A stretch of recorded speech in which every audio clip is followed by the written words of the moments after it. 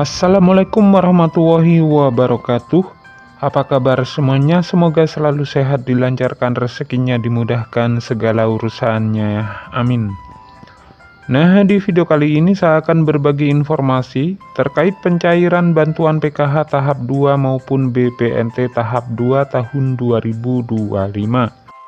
Nah, siap-siap kehilangan bantuan sosial baik PKH BPNT tahun 2025 di tahap 2 bagi KPM golongan ini setelah Kemensos resmi gunakan DTSN di pencairan tahap 2. Nah, siapa saja kira-kira KPM yang masuk ke dalam golongan yang akan kehilangan pencairan dana bantuan sosial PKH dan BPNT tahun 2025 ini?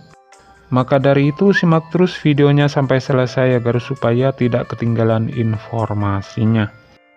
Nah, perlu diketahui bersama bahwasanya telah resmi berlaku aturan baru ya, dan siap-siap kehilangan pencairan Bansos PKH dan BPNT tahun 2025 bagi KPM golongan ini setelah Kementerian Sosial resmi menggunakan data baru yaitu DTSE di penyaluran tahap 2. Nah, seperti yang kita tahu bahwa saat ini Kemensos sudah resmi menjadikan DTSE sebagai acuan data baru di tahun 2025. Dan di waktu yang sama DTKS resmi dihapus dan kini berlaku aturan baru sesuai yang ditetapkan Kemensos melalui DTSE. Nah, dengan adanya data tunggal sosial ekonomi nasional, data setiap KPM akan dirombak total, sehingga KPM lama tidak bisa secara otomatis masuk ke daftar data baru. Penghapusan DTKS dan beralihkan ke penggunaan DTSE ini menjadi keputusan dan langkah besar pemerintah dalam penyaluran dana bantuan sosial. Sehingga tidaklah heran ya jika KPM lama kehilangan bantuan sosial PKH dan BPNT tahun 2025 di tahap 2.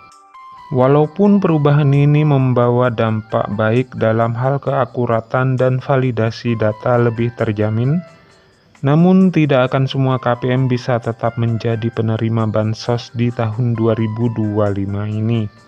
Ada golongan-golongan tertentu yang akan kehilangan bansos PKH dan BPNT tahun 2025.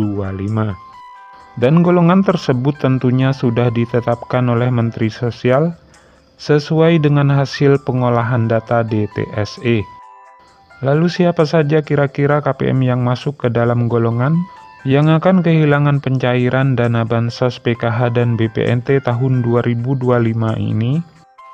Nah, berikut golongan KPM yang tidak akan cair lagi di pencairan PKH dan BPNT pada tahap 2 tahun 2025.